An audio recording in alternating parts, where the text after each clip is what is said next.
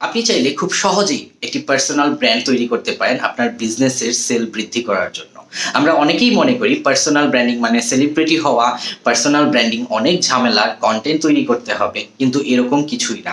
Personal branding হচ্ছে আপনি একজন পার্সন হিসেবে আপনার কাস্টমার বা অডিয়েন্সের যে প্রবলেমগুলো তারা ফেস করে সেগুলোর সমাধান কন্টেন্টের মাধ্যমে দেওয়া এবং তাদেরকে এডুকেট করা বা শিক্ষা দেওয়া যে এই প্রবলেমগুলা তারা কিভাবে সমাধান করবে। আর তারা যদি আপনার কাছে এই সমাধানগুলো একজন কনসালটেন্ট হিসেবে পায়, আপনি যদি তাদেরকে কনসাল্ট করেন, সেটাই হচ্ছে পার্সোনাল ব্র্যান্ডিং। তারা আপনাকে চিনবে এবং তারা আপনার দ্বারা এই প্রবলেমগুলোর সমাধান পাবে। আর এভাবে যদি আপনি কন্টেন্ট তৈরি করেন তাহলে খুব সহজেই পার্সোনাল ব্র্যান্ড দাঁড় করাতে পারবেন এবং দেখবেন প্রচুর পরিমাণে কাস্টমার আপনার প্রোডাক্ট এবং বিজনেসের প্রতি আকৃষ্ট হচ্ছে এবং আপনার সেল বাড়ছে।